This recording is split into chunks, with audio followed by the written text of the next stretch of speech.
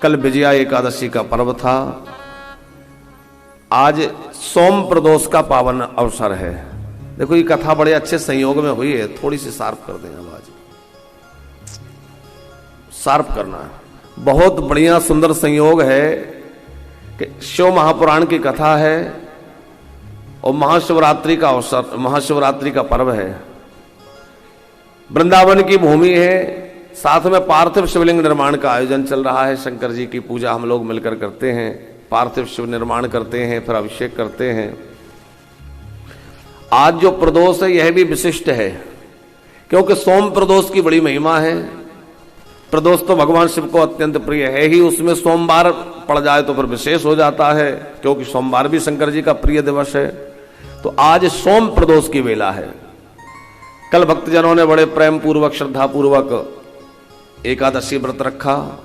हमने कल निवेदन किया था कि कल जो एकादशी थी वो कई वर्षों के बाद ऐसा संयोग बनता है कि तृष्पर्शा नाम की एकादशी, वैसे विजया एकादशी थी, जो क्रम है उसमें विजया एकादशी थी, लेकिन उसमें एक संयोग जो बना तिथियों का, उसके अनुसार उसका नाम हुआ तृष्पर्शा।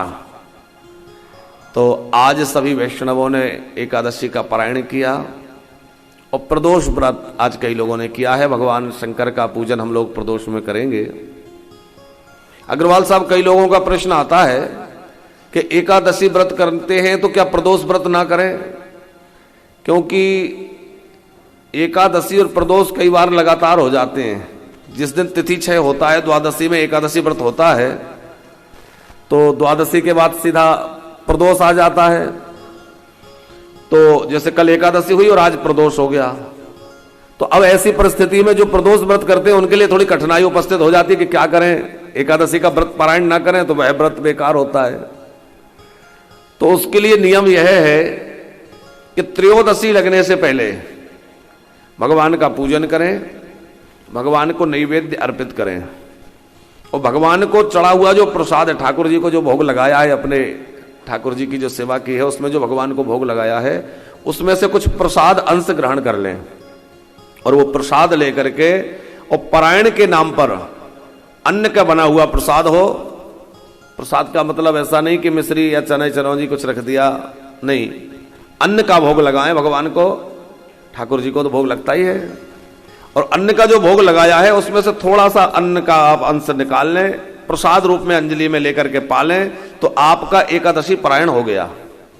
जैसे अम्बरीश जी ने चरणामृत लेकर के और निर्जल व्रत का पारायण कर लिया था, वो निर्जल था तो जल से पारायण हो गया। अब आपने निर्जल तो नहीं किया, खूब कोटो की पूड़ी खाई है, तो निर्जल तो नहीं है। पर देखो, चरणामृत से उसी व्रत का पारायण होता है जो निर्जल हो।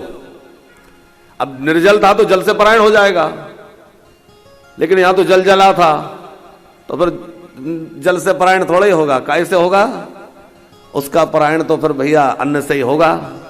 तो भगवान को भोग लगाएं और थोड़ा सा अन्न ग्रहण कर लें, तो उस अन्न के ग्रहण करने से व्रत पूर्ण हो जाएगा, मतलब आपके व्रत का पारायण हो गया।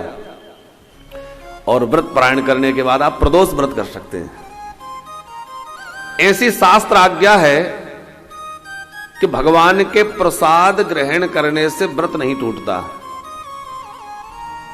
ये हम अपने मनमुखी बात नहीं कह रहे हैं, ये शास्त्र की बात है।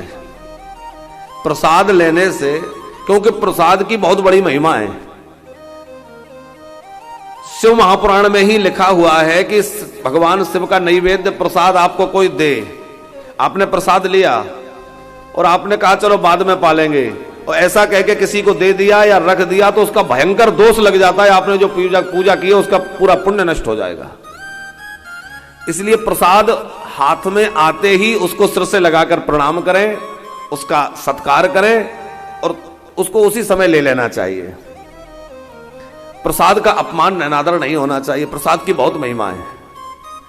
भगवान की प्रसन्नता ही प्रसाद बनकर आती है। प्रसन्नस्तु प्रसादः, प्रसन्नता ही भगवान की प्रसाद है। अब एकादशी में अन्न का निषेध है, पूरी तरह अन्न निषेध है, लेकिन कदाचित कोई एकादशी व्रत में ही हमें अन्न का भोग, अन्न का प्रसाद दे दे तो क्या करें? अब व्रत एकादशी का है और प्रसाद अन्न का दे दिया तो थोड़ी कठिनाई उपस्थित हो जाएगी। तो ऐसी परिस्थिति में आप थोड़ा ही प्रसाद लें, अधिक ना लें, लेकिन थोड़ा प्रसाद भी आपने अन्न का लिया है तो वो आपको अन्न नहीं है, वो प्रसाद है। ये केला है, ये सेब है, ये लड्डू है, ये पेड़ा है, ये बात नहीं रह जाती। वो क्या है? वो प्रसाद है। तो उससे आपका व्रत खंडित नहीं होगा, आप उसको पा सकते हैं। इस संदर्भ में हम आपको एक भक्तमाल का प्रसंग सुनाएं तो बात स्पष्ट हो जाएगी। संत तुकाराम जी एक बार भगवान जगन्नाथ जी का दर्शन करने गए तो संत तुकाराम दर्शन कर रहे थे और बड़ी एकादशी में निष्ठा रखने वाले भगवान जगन्नाथ के दर्शन करते हुए बड़े गदगद हो रहे थे। और उसी समय भगवान जगन्नाथ जी का भोग लगा तो वहां तो महाप्रसाद भोग लगता है, चावल का भोग भगवान जगन्नाथ जी को एकादशी में भी लगता है। तो भगवान जगन्नाथ जी का भोग ला करके और थोड़ा प्रसाद इनकी हथेली में रख दिया। अब इन्होंने देखा कि ये तो महाप्रसाद चावल का प्रसाद है। अब प्रसाद की महिमा तो जानते थे कि प्रसाद छोड़ना नहीं चाहिए, रखना नहीं चाहिए, किसी को भी नहीं दे देना चाहिए, प्रसाद हमें मिला है।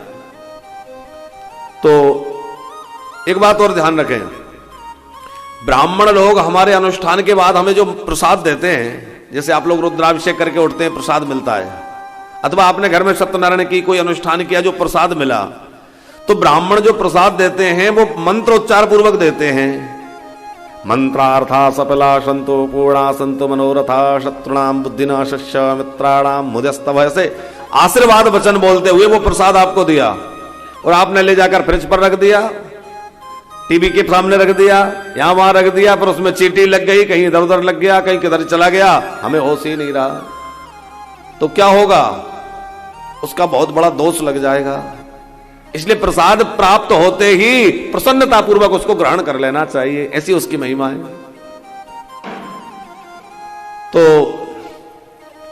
तुकाराम जी के हाथ में प्रसाद आया तो उन्होंने यहां वहां तो नहीं रखा, प्रसाद महिमा जानते हैं, पर एकादशी थी तो उन्होंने सोचा कि एकादशी में मैं कैसे इसको ग्रहण करूं। तो जब तक एकादशी तिथि चली तब तक वो भगवान की महिमा और प्रसाद की महिमा गाते रहे। कब तक गाते रहे? जब तक एकादशी चली। और जब एकादशी पूरी हो गई तो उन्होंने उसी व्रत को ग्रहण कर लिया। अब जब ग्रहण किया तो उनकी हथेली में एक फपोला पड़ गया, वो जल गया, हाथ उतना ऐसे फोला बन गया।